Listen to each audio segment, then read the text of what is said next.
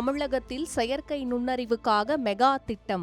சென்னை அருகே 1000 ஏக்கரில் உலக தரத்திலான AI சிட்டி அமைக்க தமிழ்நாடு அரசு ஆலோசனை. இந்த திட்டத்தில் உள்ள சிறப்புகள் என்ன? விரிவாக பார்ப்போம்.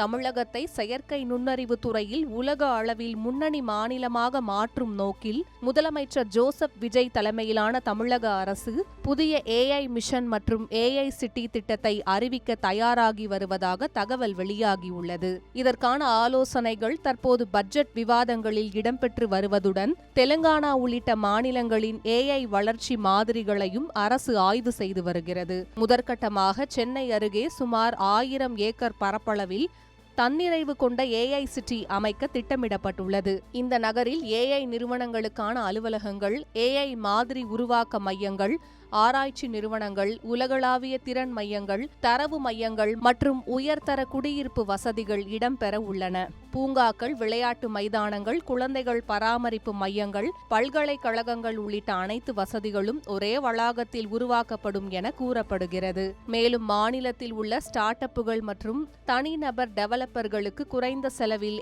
AI கம்ப்யூட் வசதி வழங்கும் மானிய திட்டத்தையும் அரசு பரிசீலித்து வருகிறது. இந்த AI சிட்டி திட்டத்தை டிட்கோ மற்றும் தொழில்துறை இணைந்து செயல்படுத்த வாய்ப்புள்ளதாக கூறப்படுகிறது. இது முந்தைய திமுக அரசு அறிவித்த AI பார்க் திட்டத்திலிருந்து தனித்துவமாக அமையும் என்று தகவல்கள் தெரிவிக்கின்றன.